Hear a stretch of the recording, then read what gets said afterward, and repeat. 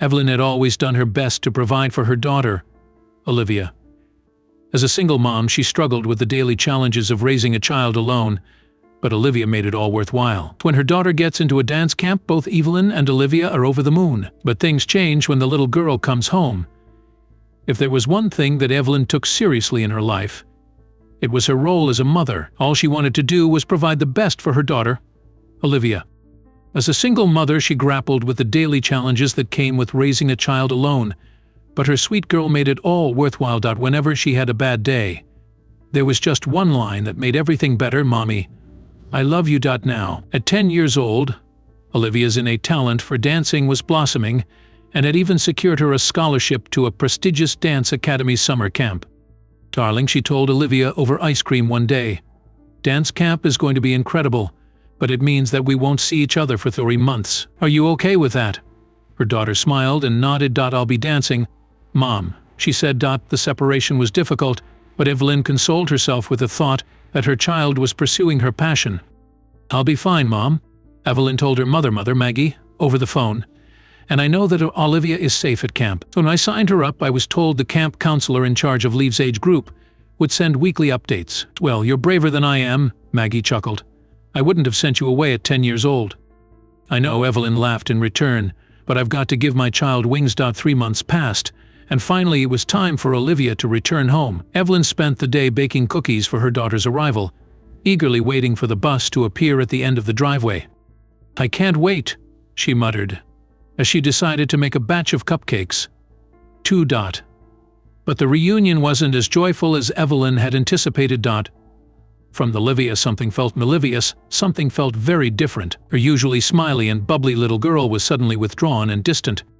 The little girl didn't run into her arms, as she usually did every day after school. And even more, there was no enthusiastic recount of her camp experience. "Hey, sweet girl, how was camp?" Evelyn asked, bending down to hug Olivia. "I want you to tell me everything." "It was fine," Olivia replied softly, not meeting her mother's eyes. "Oh, of course." Evelyn's heart sank. But she couldn't be upset at her daughter, especially after not seeing her for so many months. "Maybe she's just exhausted from the trip," she muttered, as she walked into the house behind Olivia with her luggage. "She just needs a day or two to recover. And then she'll be fine." But over the next few days, her concern grew. Olivia was unusually shy, and she didn't hug Evelyn as much as before. "What's wrong, honey?" Evelyn asked her. "Why doesn't Mom get hugs anymore?" Olivia just shrugged her shoulders. Evelyn also noticed that Olivia's dollhouse went untouched, something that she loved more than anything. Things got worse when Evelyn's birthday came and went without the customary handmade card and song and dance routine from Olivia, which had been her tradition since she was 5 years old. "What is going on?" Evelyn asked herself one evening before bed. The final straw came one day when Evelyn noticed Olivia writing with her left hand. Olivia was right-handed and had been since the day she was born. She watched in stunned silence as her daughter continued writing effortlessly with her left hand. "Dear Lord, Olivia, who are you?" Evelyn whispered, her voice trembling. She rushed over and gently pulled Olivia's hair back, searching for the small birthmark behind her ear. This child looked exactly like her daughter, but she wasn't Olivia. "Who are you?" Evelyn asked gently, although fear ran through her veins. The girl's eyes filled with tears. "I'm Mia," she confessed. "Liv and I switched places at dance camp because we look the same. How could this have happened?" "Mia, where is Olivia?" she asked. Mia hesitated and took a sip of water from the glass in front of her. "Olivia is with my dad. Everyone said that we look like twins, and we decided to switch places for a while. Liv said that you're the best mom, but I'm really homesick." Evelyn felt a sinking feeling in her stomach. "Take me to your father," she said. "What's your address, darling?" It turned out that Mia and her family lived just 2 hours away. Evelyn's heart pounded as she knocked on the door. It swung open to reveal a man that she never expected to see again. Olivia's father. The man who had disappeared moments after their daughter was born, moments after her twin sister was declared deceased at birth. "How could you?" she shrieked, looking at the ghost from her past. "Evelyn," Dylan stammered. "What are you doing here?" Finally, his eyes landed on Mia, standing behind Evelyn. Dylan stepped aside, revealing Olivia sitting on the couch, looking confused and scared. Evelyn rushed to her, hugging her tightly. "I'm sorry, Mom," Olivia said, tears streaming down her face as she clung to her mother. Turning to Dylan, Evelyn's fury unleashed. "You have a lot to explain. Start now," she demanded. Dylan sighed, running a hand through his hair. "After you gave birth, there were complications. You were unconscious, and the doctor told me one of the twins didn't make it and would be stillborn. But he was wrong. Both girls were healthy. You knew I was cheating on you, and my girlfriend at the time couldn't have kids. So you stole my child. You let me grieve for a daughter I thought I lost. I thought it was for the best," Dylan tried to explain, but his words sounded hollow, even to him. "Girls," Evelyn barked, "pack your things. Mia, too. You're coming with us." The ride home was heavy with unspoken thoughts. Twins sat silently in the back seat, both overwhelmed by the truth that Dylan had revealed. Evelyn's mind raced with thoughts of the past and the future. She knew that she needed to confront Dylan properly and ensure justice was served. "Come on, girls," Evelyn said. "It's time for bed." The next morning, Evelyn called a lawyer and explained everything. "I need help, Christy. This isn't okay. I need this to be made right." "Oh, honey," Christy reassured her. "Dylan's got another thing coming to him." Legal proceedings were set in motion swiftly. A few days later, she arranged to meet Dylan in a coffee shop, taking Christy with her for support. "To talk," she said the moment he sat down. "What's this about, Evelyn?" Sheila asked. "It's about the twins." "How could you take my daughter and let me believe she was dead?" Evelyn asked. "It wasn't like that. I left one with you," he said stupidly. "I thought it was for the best." "For the best? This ends now."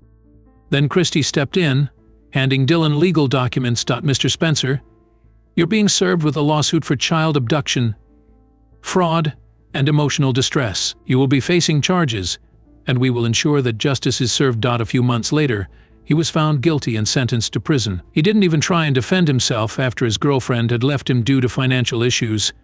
He barely coped with raising Mia. The twins were confused, but they were comforted by being together.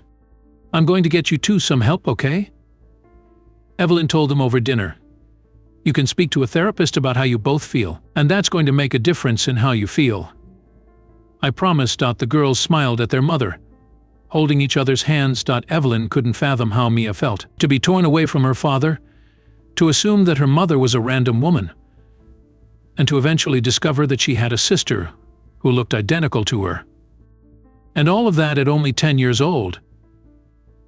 "I have to cherish this little girl more than ever," Evelyn told herself as she washed the dishes that evening. "What would you have done?" If you enjoyed this story, here's another one for you. Ivy, married woman and mom, struggles with her marriage because of her parents' fractured marriage. When her daughter reveals a secret, Ivy believes that history is repeating itself and that it's only a matter of time before her marriage falls apart too. But when the truth comes to light, Ivy isn't sure what to think.